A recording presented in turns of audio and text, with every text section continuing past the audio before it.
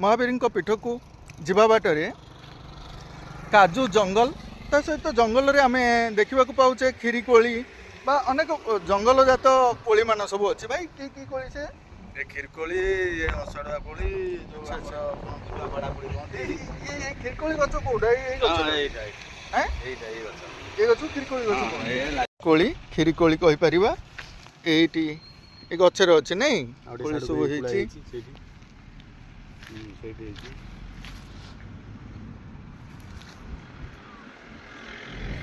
आ किछि गछ मध्य रहुछि काजू हेलाणी बाली रे काजू बहुत होइछि तो गोटे गोटे कौन है तो काजू होइछि बहु परिमाण रे काजू फूल सहित बर्तमान काजू आरंभ होउछि सुंदर काजू जंगल देई आमे बर्तमान महावीर पीठ को जाउछे ए महावीर पीठ को लागि छै काजू जंगल आज्ञा नुआ गाँ पीठ जेहेतु समुद्र उपकूल सुलुसुलिया बारे केते मन मोहुछि आस बुली जिबा आम नुआ गाँ पीठ महावीर पीठ ये हूँ महावीर जीवा को बाट ये बटे देकी मध्य आपण माने आसपारे आज आम आसी आम नुआ गाँ महावीर दर्शन करवा एवं किसी समय महावीर पीठरे कटेवा कहीं ग्रीष्म प्रवाह किपरि रोचे ये पीठटी आमको केते शांति दौची से विषय आपण माने देखिए बहुत किसी गछ आच्छादित कर रखी पीठ को आसतु पीठ विषय जानवा महावीर आश्रम मध्य बेढ़ा भितर मध्य सुंदर भोग दुकान टी आमर अच्छी भोग पूजा दुकान यू भक्त मैंने आसी किसी भोग क्रय करुँच आम भाई मैंने ये भोग क्रय कर महावीर पाखक जावाई तेणु आपण मैंने महावीर भक्त हो आसी यू सब नौ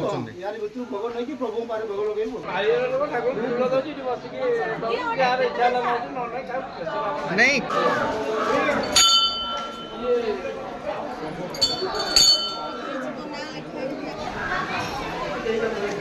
दीप प्रज्वलन भक्तमान द्वारा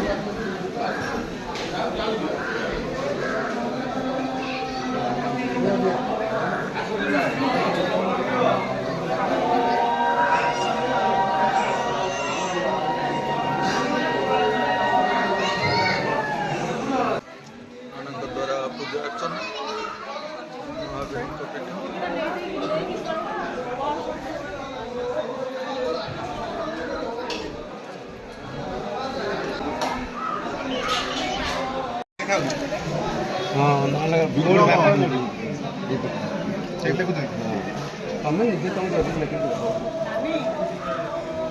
भोग है नना सब भोग दौरान नहीं भक्त मान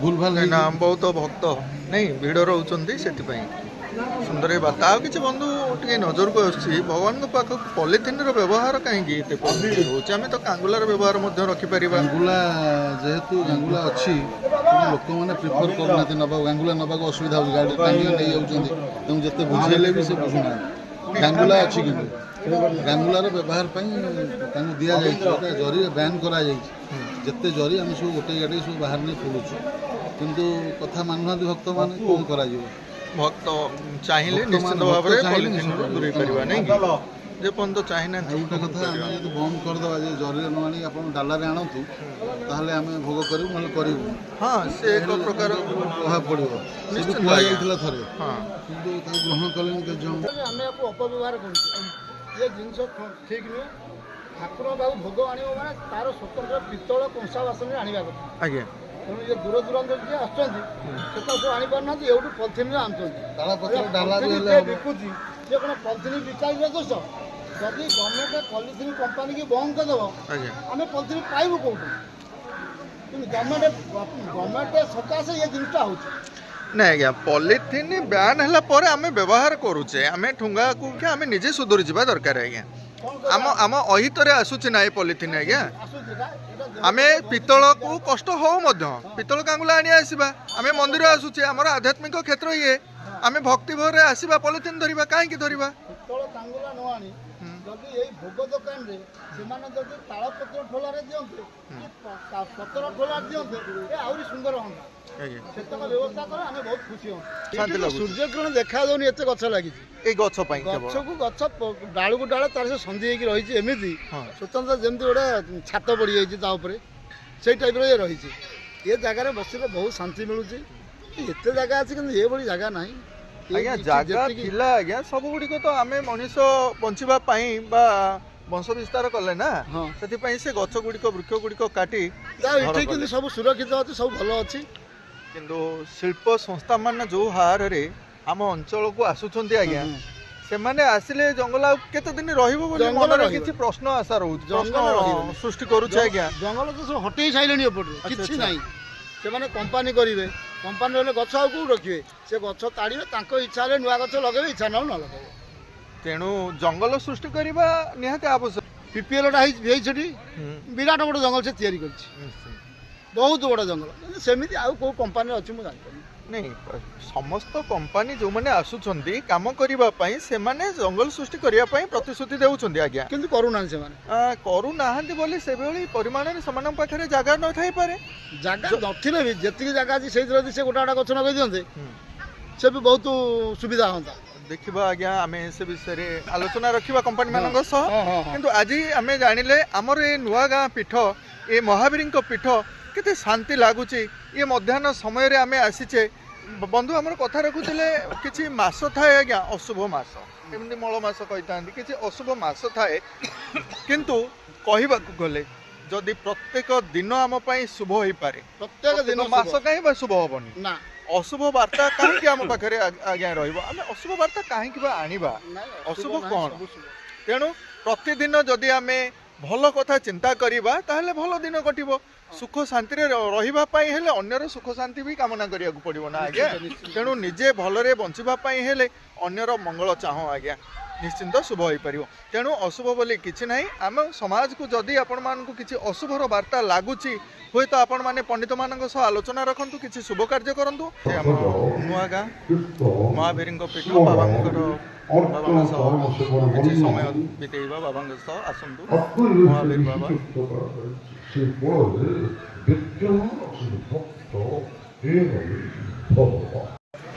ସହଯୋଗର ପୀଠ ଇଏ, କାହିଁକି ନା ସମସ୍ତେ ଏଇ ଗୋଟିଏ ଧାମରେ ସହଯୋଗ ହିଁ କରିଥାନ୍ତି। ପିଲାମାନେ ଭକ୍ତମାନଙ୍କ ଦ୍ୱାରା ଏ ପୀଠ ହିଁ ଚାଲିଛି। ଆମ କର୍ତ୍ତବ୍ୟ, ଆମ ଘର ଭିତରେ ଆମର ପରମପୂଜ୍ୟ କାମ, ସିଏ ଆମର ହେଉଛନ୍ତି ଘରର ସ୍ୱସ୍ଥ ଦେବତା। ଆମେ ତାଙ୍କୁ ଉଦ୍ଦେଶ୍ୟ ଭକ୍ତିର ପ୍ରେମ ପ୍ରୟୋଗ କରି ଯେକୌଣସି ଏ ସମୟରେ ଆମେ ବର୍ତ୍ତମାନ ପହଞ୍ଚିଛେ। ଆମେ ଏଇ ନୂଆ ଗାଁ ପୀଠ ଆସିଛେ। ଯେହେତୁ ଜଙ୍ଗଲ ରହୁଛି ଅନେକ ଜାଳେଣୀ ଦେଖିପାରୁଥିବେ, ଜାଳେଣୀ ସମ୍ପୂର୍ଣ୍ଣ ଭାବରେ ରହୁଛି। ଆମର ଏଠି ପ୍ରତ୍ୟେକ ଦିନ ଭକ୍ତମାନଙ୍କ ପାଇଁ ପ୍ରସାଦର ବ୍ୟବସ୍ଥା ରହୁଥିବାରୁ, ଯେହେତୁ ଆମ ଏ ଅଞ୍ଚଳରେ ବହୁତ ଜଙ୍ଗଲ ରହୁଥିବାରୁ ଜଙ୍ଗଲରୁ ମୂଳମାନ ସବୁ କାଠ ବା ସଂଗ୍ରହ କରାଯାଇକରି ଏଠି ସବୁ ଜାଳେଣୀ ପାଇଁ ବ୍ୟବହାର କରାଯାଉଛି। କିନ୍ତୁ ଗୋଟେ କଥା, ବର୍ତ୍ତମାନ ଗ୍ୟାସ୍ର ସମସ୍ୟା କିପରି ଦେଖାଯାଇଛି ତାହା ଆପଣମାନେ ବୁଝୁଥିବେ। ଏହି ସମୟରେ ଏ ଜାଳେଣୀ ରୂପରେ ଅତୀତର ବାର୍ତ୍ତା ମଧ୍ୟ ଆମ ପାଖକୁ ଆସି ପହଞ୍ଚିଥାଏ। ଯେଉଁ ସମୟରେ ଗ୍ୟାସ୍ ବିଷୟରେ ଲୋକମାନେ କିଛି ଜାଣିନଥିଲେ ସେ ସମୟରେ ଲୋକମାନେ ଏଇ ଜାଳ ଉପରେ ନିର୍ଭର କରୁଥିଲେ ଏବଂ ଜଙ୍ଗଲରୁ ଏଇ ଜାଳେଣୀକୁ ବ୍ୟବହାର କରିକିରି ଖାଦ୍ୟ ପ୍ରସ୍ତୁତ ମଧ୍ୟ କରୁଥିଲେ। ଆସନ୍ତୁ ଜାଣିବା ଆଉ କିଛି। ସୁନ୍ଦର ଜଙ୍ଗଲ ମଧ୍ୟରେ ମହାବୀରଙ୍କ ପୀଠ।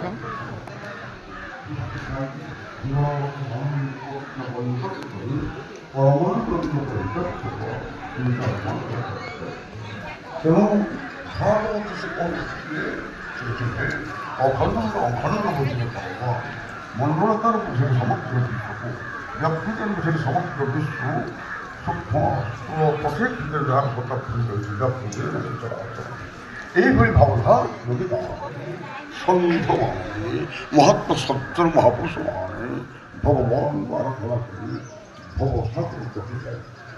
কৃষি অঞ্চলে ভগবান বুঝবে ব্যক্ত যে অঞ্চল আছে যাহার ପ୍ରତ୍ୟେକ ହୃଦୟ ମନ୍ଦିର ଭିତରେ ରହିଅଛି ସର୍ବଭରେ ନାରାୟଣ।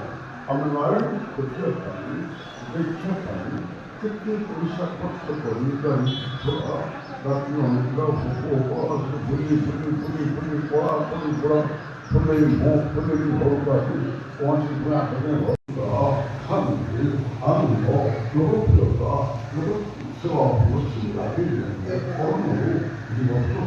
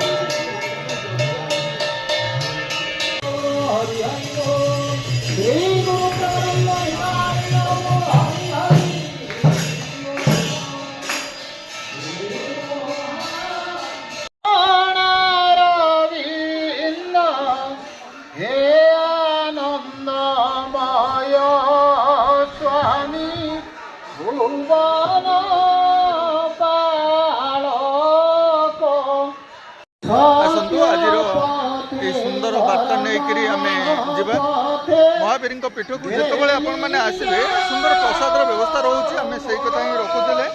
ନୂଆ ଗାଁ ମହାବୀରଙ୍କ ଆଶ୍ରମରେ ଯେଉଁ ଭୋଗ ଦୋକାନଟି ଆମର ମହାବୀରଙ୍କ ଆଶ୍ରମ ମଧ୍ୟରେ ଅଛି, ସେଥିରେ ଜରି ପଲିଥିନ୍କୁ କିପରି ବ୍ୟବହାର କରାହେଉଛି, କି ଶ୍ରଦ୍ଧାଳୁ ଭକ୍ତମାନଙ୍କୁ ମନା କରାହେଉଛି, କି କ'ଣ ସବୁ ବୁଝାଯାଉଛି, ସେ ବିଷୟ ଟିକେ ଆଲୋଚନା କରିବା। ଏ ସମୟରେ ଆଜ୍ଞା ଆମେ ଚେଷ୍ଟା କରୁଛେ ସୁସ୍ଥ ମଣିଷ ସୁସ୍ଥ ସମାଜ ଗଠନ କରିବା ପାଇଁ। ପଲିଥିନ୍ ବାଧା ସାଜୁଛି ବୋଲି ତାକୁ ମଧ୍ୟ ବ୍ୟାନ୍ କରାଯାଇଛି, କିନ୍ତୁ ମଠ ମନ୍ଦିର ଆଶ୍ରମ ବା ଆମେ ଆସିଲେ ଭୋଗ ଦୋକାନରେ ବହୁଳ ପରିମାଣରେ ପଲିଥିନ୍ ବ୍ୟବହାର କରାହେଉଛି, ସେ ବିଷୟ ଟିକେ କହିଲେ। ଆଜ୍ଞା ସେ ଆପଣ ଯେଉଁଟା କହିଲେ ପଲିଥିନ୍ ବ୍ୟବହାର, ପଲିଥିନ୍ ଯେଉଁମାନେ ଆସୁଛନ୍ତି ଭକ୍ତ ମଝିରେ ଆମର ଏଇଠି ତାଳପତ୍ର ଠୋଲାରେ ଡାଲାରେ ଦିଆହେଉଥିଲା ଭୋଗ, ସେମାନେ ନେଉଥିଲେ, ତାକୁ ନେଇ ତାଳପତ୍ର ଡାଲାକୁ ନେବେ, କିଏ ନେଇଗଲା କିଏ ଫୋପାଡ଼ି ଦେଲା, ଏମିତି ଗଲେ। ତାପରେ ତାଳପତ୍ର ଡାଲା ବନ୍ଦ ହେଇଗଲା, ଆମେ କ'ଣ କରିବୁ, କେମିତି ଯାବୁ? ସେମାନେ କହିଲେ ଆମେ ପଲିଥିନ୍ରେ ଭୋଗ ଦିଅ। ସେମାନେ ଭକ୍ତ ବୁଝୁନାହାନ୍ତି, ଭକ୍ତ ଚାହୁଁଛନ୍ତି ପଲିଥିନ୍ରେ ଆମକୁ ଭୋଗ ଦିଅ, ତାହେଲେ ଆମେ ଧରିକି ହାତରେ କେମିତି ନେବୁ? ମାନେ ଭକ୍ତମାନେ ଆସୁଛନ୍ତି, ମାନେ ଆଟଲିଷ୍ଟ ଆସିକି ପଲିଥିନ୍ ନ ଖୋଜି ଡାଲାର ବ୍ୟବସ୍ଥା କରିବା ପାଇଁ ଦୋକାନରେ କମ୍ପ୍ଲେନ୍ କରନ୍ତୁ ଯେ ଆମକୁ ଡାଲାରେ ଦିଆହେବ ଭୋଗ, କହିଲେ ଭଲ ହୁଅନ୍ତା। ଆଉ ଆସିଲା ବେଳେ କିଛି ଭକ୍ତ ଆମର ଆମେ ଜାଣିଛେ ପିତ୍ତଳ କଂସା ଧାତୁ ତିଆରି ମଧ୍ୟ କରୁଛନ୍ତି, କିଛି ଡାଲା ମଧ୍ୟ ରଖିଛନ୍ତି, ଭୋଗ ଡାଲା ନେଇ ଆସନ୍ତୁ ନା, କ'ଣ ଅସୁବିଧା? ଆଜ୍ଞା ଭୋଗ ଡାଲା ରଖୁଥିଲୁ ଆଜ୍ଞା। ହଁ, ତାହେଲେ ଭକ୍ତମାନଙ୍କ ପାଇଁ ଏଥିପାଇଁ ଭକ୍ତମାନେ ଚିନ୍ତା କରନ୍ତୁ କେଉଁଥିରେ ବ୍ୟବହାର କରିବା ଉଚିତ ବୋଲି। ବହୁତ ବହୁତ ଧନ୍ୟବାଦ।